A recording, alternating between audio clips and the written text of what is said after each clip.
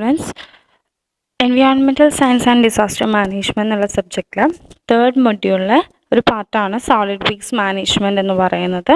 അതെന്താണ്, അപ്പോൾ എന്താണ് സോളിഡ് വേസ്റ്റ്, എങ്ങനെ ടൈപ്സ് ഓഫ് സോളിഡ് വേസ്റ്റ് എന്തൊക്കെയാണ്, അതെങ്ങനെ നമുക്ക് പ്രോപ്പറായിട്ട് ഡിസ്പോസ് ചെയ്യാം, ഇങ്ങനെയുള്ള കാര്യങ്ങളെല്ലാമാണ് ഈ സെക്ഷനിൽ നമ്മൾ ഡീൽ ചെയ്യുന്നത്. എന്താണ് സോളിഡ് വേസ്റ്റ് എന്ന് പറഞ്ഞാൽ, it is a non liquid non soluble materials ranging from municipal garbage to industrial waste അല്ലേ. നമ്മുടെ നോൺ ലിക്വിഡ് ആയിട്ടുള്ളതും അതുപോലെ തന്നെ സൊല്യൂബിൾ അല്ലാത്തത്, അതായത് സൊല്യൂട്ട് ചെയ്യാൻ പറ്റില്ല, നമുക്കതിനെ അലിയിച്ച് ഡിസോൾവ് ചെയ്യാൻ സാധിക്കാത്ത മെറ്റീരിയൽസും ആണ്. അതിൻ്റെ റേഞ്ച് എന്ന് പറയുന്നത് ഏത് മുതൽ ഏത് വരെ വരാം, മുനിസിപ്പൽ ഗാർബേജ് മുതൽ ഇൻഡസ്ട്രിയൽ വേസ്റ്റ് വരെ ഇൻക്ലൂഡഡ് ആണ് ഈ സോളിഡ് വേസ്റ്റിൽ. അതിലെന്തൊക്കെ കോംപ്ലക്സ് ആയിട്ടും അതുപോലെ തന്നെ ഹസാർഡസ് ആയിട്ടുള്ള സബ്സ്റ്റൻസസും സോളിഡ് വേസ്റ്റിൽ ഇൻക്ലൂഡഡ് ആണ്. എന്തൊക്കെ ടൈപ്സ് ഓഫ് സോളിഡ് വേസ്റ്റ് ആണുള്ളത്? ബ്രോഡ്ലി നമുക്ക് 3 ടൈപ്സ് ആയിട്ടാണ് സോളിഡ് വേസ്റ്റിനെ ക്ലാസിഫൈ ചെയ്യാൻ സാധിക്കുന്നത്. It is first one is household waste, then second one is industrial waste, and third one is biomedical waste.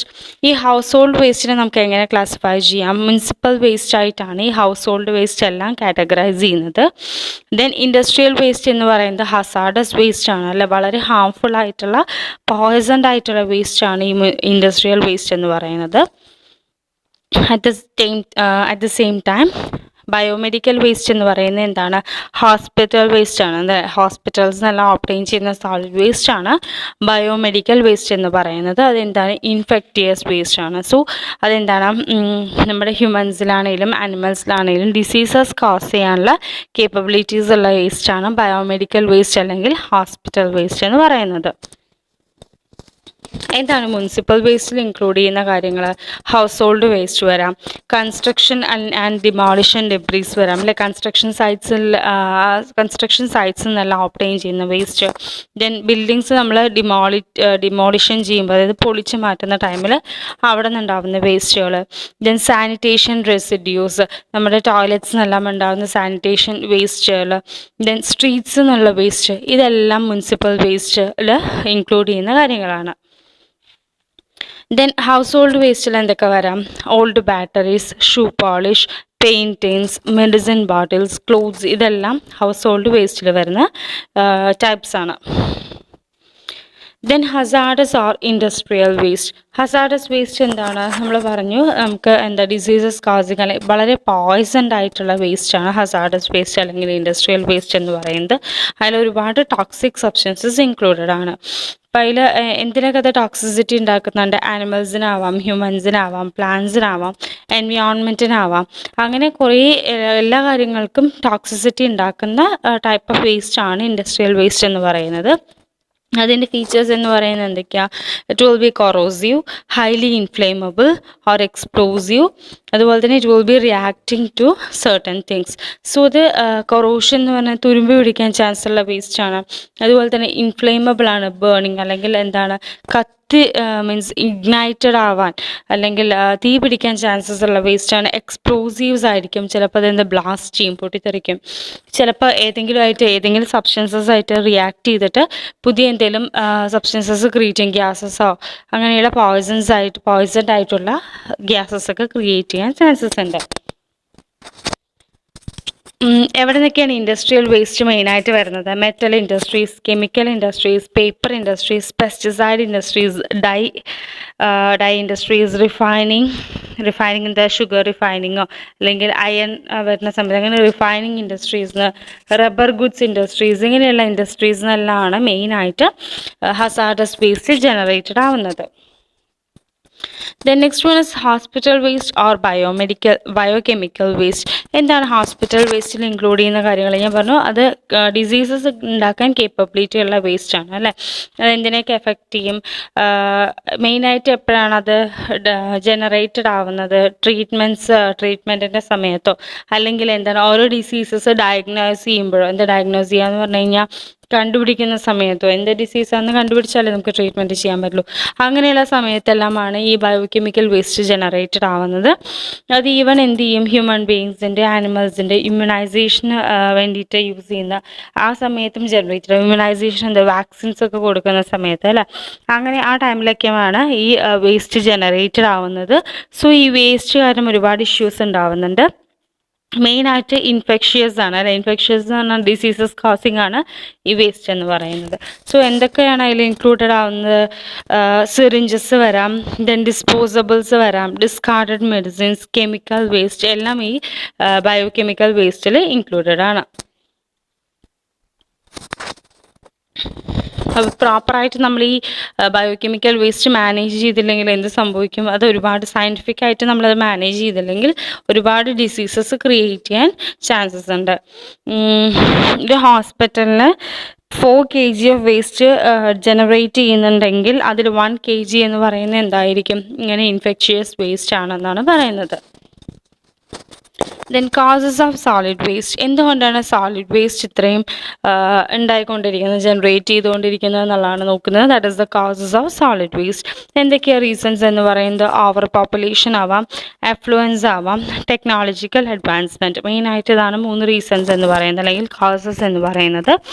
എന്താണ് over population? As the population increases, what happens? The amount of things utilised by the humans also increases അല്ലേ. അത്രയും ആൾക്കാർ ഉപയോഗിക്കുന്ന സാധനങ്ങളുടെ യൂസേജും കൂടിക്കൊണ്ടിരിക്കുകയാണ്. So അങ്ങനെ ആവുന്ന സമയത്ത് യൂസ് ആൻഡ് ത്രോ പോലെയുള്ള എന്താ പറയുക സാധനങ്ങളൊക്കെ ആണെങ്കിൽ നമ്മൾ യൂസ് ചെയ്ത ശേഷം അതെന്താ വേസ്റ്റ് ജനറേറ്റ് ചെയ്യും. ഇപ്പോൾ നമ്മൾ ടൂത്ത് പേസ്റ്റ് ആവാം, ടൂത്ത് ബ്രഷ് ആവാം, ഈവൻ ബേസിക് തിങ്സ് സ്റ്റാർട്ട് ചെയ്യുകയാണല്ലേ അല്ലേ. അതുപോലെ ക്ലോത്ത്സ് ആവാം, നമ്മൾ ക്ലോത്ത്സ് കേടുവന്നു കഴിഞ്ഞാൽ എന്ത് ചെയ്യും? അതിനെ ഡിസ്പോസ് ചെയ്യും.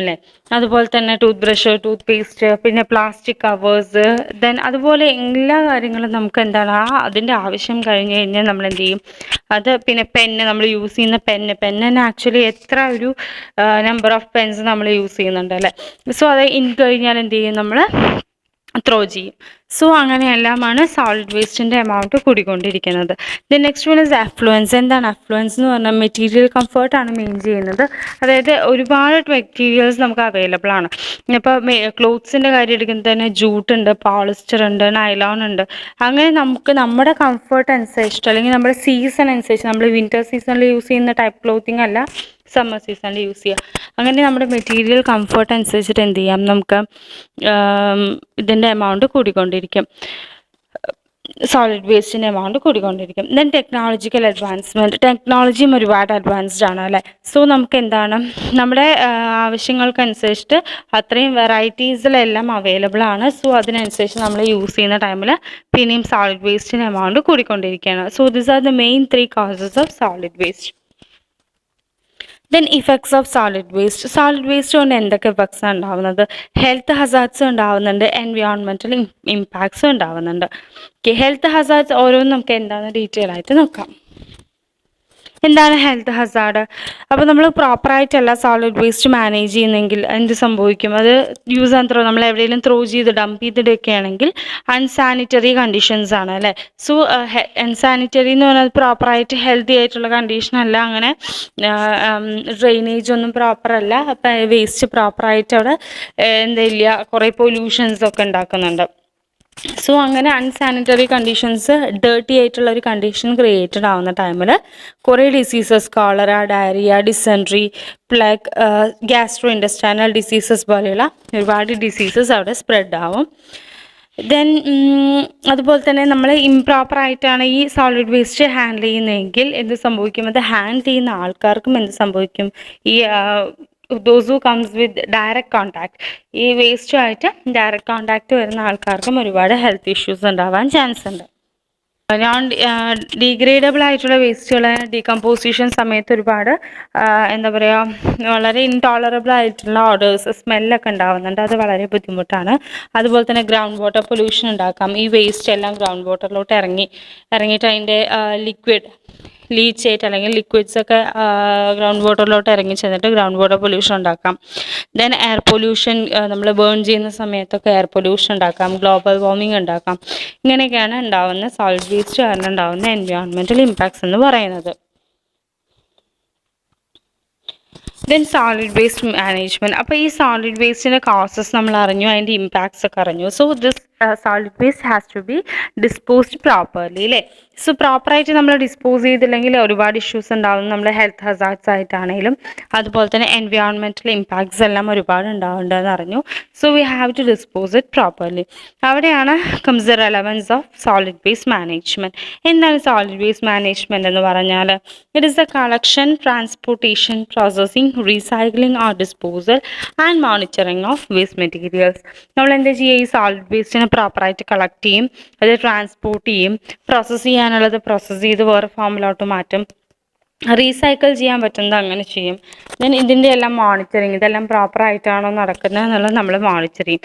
ഇതിനെയാണ് വേസ്റ്റ് മാനേജ്മെൻറ്റ് എന്ന് പറയുന്നത്. സോളിഡ് വേസ്റ്റിൻ്റെ മാനേജ്മെൻറ്റ് നമ്മൾ ചെയ്യുകയാണെങ്കിൽ it will be called as solid waste management. So ഇങ്ങനെ നമ്മൾ പ്രോപ്പറായിട്ട് വേസ്റ്റ് മാനേജ്മെൻറ്റ് ചെയ്ത് കഴിഞ്ഞാൽ എന്ത് സംഭവിക്കും? Will be able to reduce the effect on health and environment അല്ലേ. ഹെൽത്തിനും എൻവയോൺമെൻറ്റിനും ഉണ്ടാകുന്ന ഇഷ്യൂസ് നമുക്ക് ഒഴിവാക്കാൻ അല്ലെങ്കിൽ റെഡ്യൂസ് ചെയ്യാൻ സാധിക്കും through proper solid waste management. അല്ല, 4 Rs ആണ് വേസ്റ്റ് മാനേജ്മെൻറ്റ് കോൺസെപ്റ്റ് എന്ന് പറയുന്നത്. Refuse, reuse, recycle and reduce. അപ്പോൾ എന്താണ് ഓരോന്നുള്ളത് നോക്കാം. എന്താണ് റീയൂസ് എന്ന് പറഞ്ഞാൽ? നമുക്ക് റീയൂസ് ചെയ്യാൻ പറ്റുന്ന എല്ലാ മെറ്റീരിയൽസും എന്ത് ചെയ്യാൻ പറ്റും? റീയൂസ് ചെയ്യാം. സോ അങ്ങനെ ചെയ്യുന്നത് കൊണ്ട് എന്ത് സംഭവിക്കും? We can reduce the amount of solid waste generated. So എങ്ങനെയാണ്? അപ്പോൾ നമ്മൾ ബോട്ടിൽസ് ആണെങ്കിൽ അത് യൂസ് ചെയ്തിട്ട് ക്രാഫ്റ്റ് ഐഡിയാസോ അങ്ങനെ എന്തെങ്കിലും നമുക്ക് യൂസ്ഫുൾ ആയിട്ടുള്ള കാര്യങ്ങൾ ചെയ്യുന്ന സമയത്ത് അത്രയും സോളിഡ് വേസ്റ്റിൻ്റെ എമൗണ്ട് നമുക്ക് കുറയ്ക്കാൻ സാധിക്കും. അതുപോലെ തന്നെ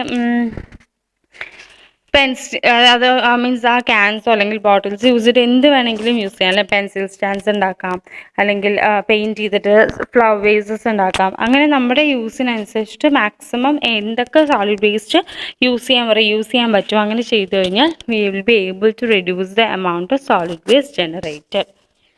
നെക്സ്റ്റ് വൺ ഇസ് റീസൈക്കിൾ. ചില മെറ്റീരിയൽസ് എന്ത് ചെയ്യാൻ പറ്റും? നമുക്ക് റീസൈക്കിൾ ചെയ്ത് യൂസ് ചെയ്യാൻ പറ്റും.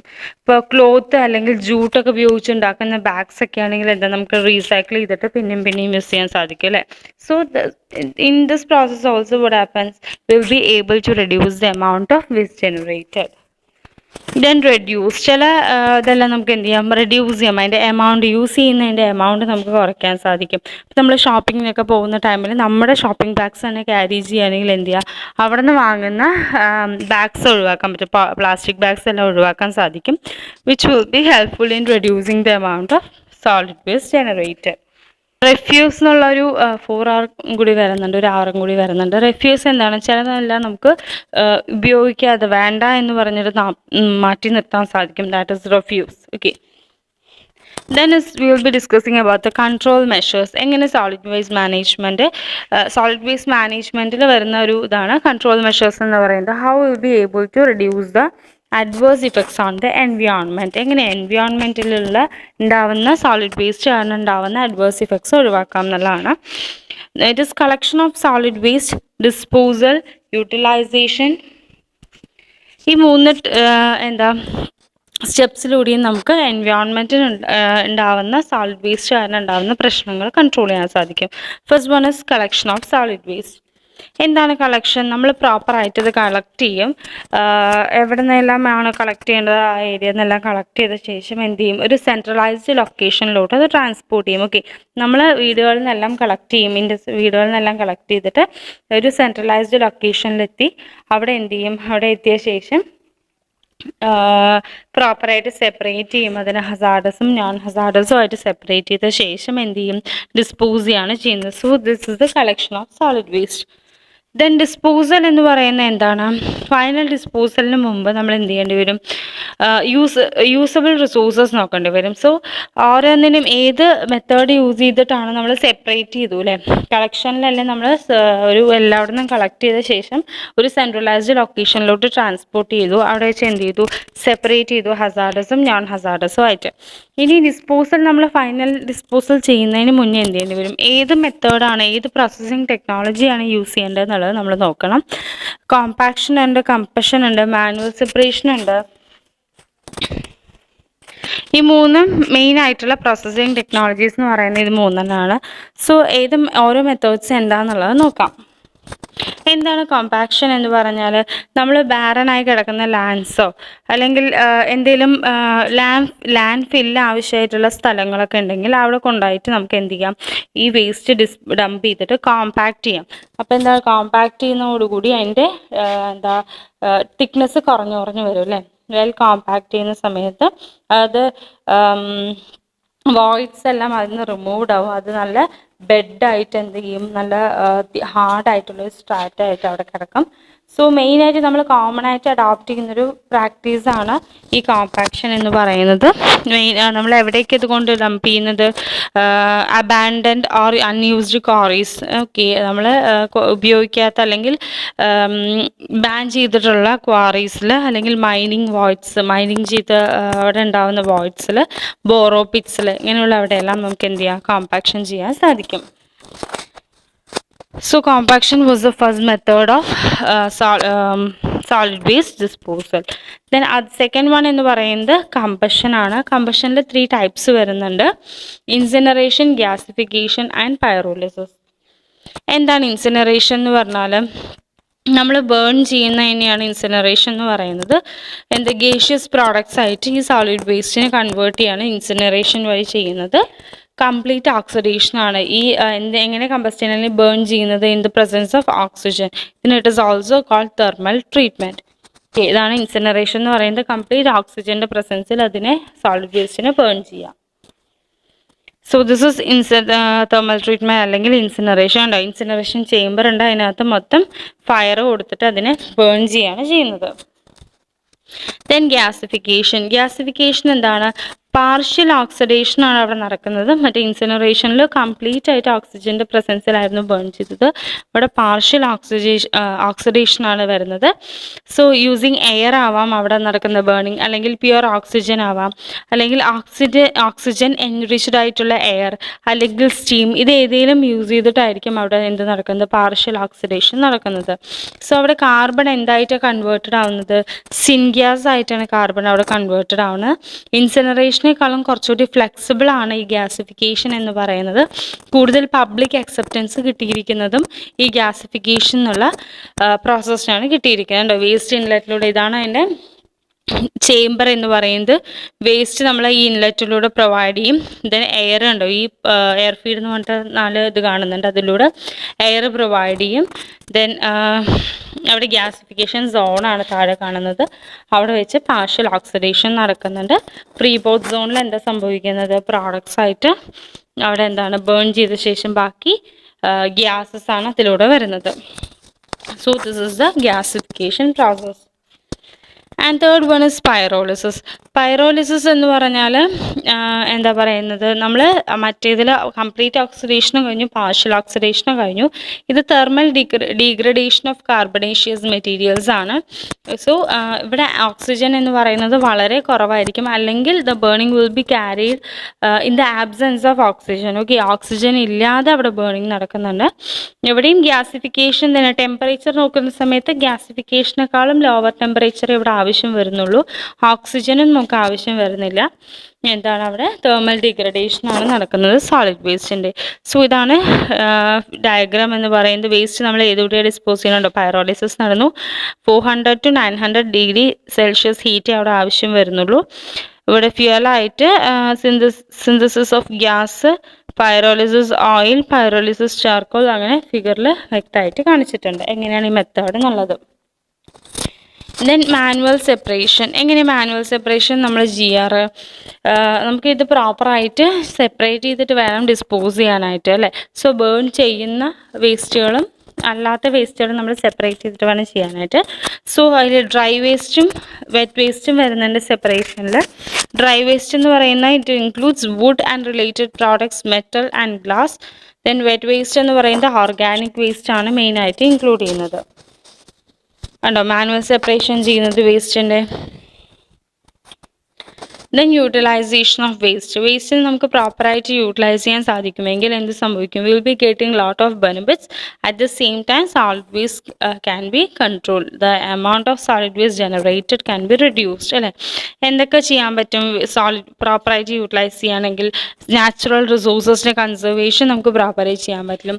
There will be economic development. കൂടുതലായിട്ടുള്ള യൂസ്ഫുൾ പ്രോഡക്ട്സ് ജനറേറ്റ് ചെയ്യാൻ സാധിക്കും. Will be able to produce employment opportunities. Air pollution control ചെയ്യാൻ സാധിക്കും. ഇതെല്ലാമാണ് സോളിഡ് വേസ്റ്റ് പ്രോപ്പറായി യൂട്ടിലൈസ് ചെയ്താലുള്ള ബെനിഫിറ്റ്സ് എന്ന് പറയുന്നത്. Then recycling of waste. ചില വേസ്റ്റുകൾ റീസൈക്കിൾ ചെയ്യാൻ പറ്റുമെന്ന് പറഞ്ഞു അല്ലേ? അപ്പോൾ നമ്മളെന്താ പറഞ്ഞത്, ബിവറേജ് കണ്ടെയ്നേഴ്സോ അങ്ങനെ നമുക്ക് നമ്മുടെ ക്രാഫ്റ്റ് ഐഡിയാസിനോ അങ്ങനെയൊക്കെ യൂസ് ചെയ്ത് കഴിഞ്ഞാൽ ഒരുപാട് വേസ്റ്റുകൾ റീജനറേറ്റ് ചെയ്ത് കഴിഞ്ഞാൽ നമുക്ക് ന്യൂ പ്രോഡക്ട്സ് ആയിട്ട് ഒബ്റ്റെയിൻ ചെയ്യാൻ സാധിക്കും. സോ അങ്ങനെയും സോളിഡ് വേസ്റ്റ് കൺട്രോൾ ചെയ്യാമെന്ന് പറഞ്ഞു. റീസൈക്കിൾ ചെയ്യാൻ പറ്റുന്ന കുറച്ച് പ്രോഡക്ട്സ് എന്ന് പറയുന്നത് അലൂമിനിയം മെറ്റൽസ്, ബിവറേജ് ക്യാൻസ് ആയിട്ട് യൂസ് ചെയ്യുന്നതാണ്. ദെൻ വയേഴ്സ് എന്നുള്ള copper. Then steel, food and aerosol cans, polythene and PET bottles, glass bottles and jars, paper board cartons, news paper, magazines and light paper. ഇങ്ങനെയുള്ള സാധനങ്ങളെല്ലാം എന്ത് ചെയ്യാൻ സാധിക്കും? We will be able to recycle these products. റീസൈക്ലിങ്ങിന് വേണ്ടിയിട്ടുള്ള എന്താണ് factory അല്ലെങ്കിൽ ഒരു ഗോഡൗൺ ആണ് അതിൽ കണ്ടു. ഇങ്ങനെ റീസൈക്ലിങ്ങിന് വേണ്ടിയിട്ടുള്ള പ്രോഡക്ട്സ് എല്ലാം വെച്ചിരിക്കുകയാണ് ചെയ്യുന്നത്.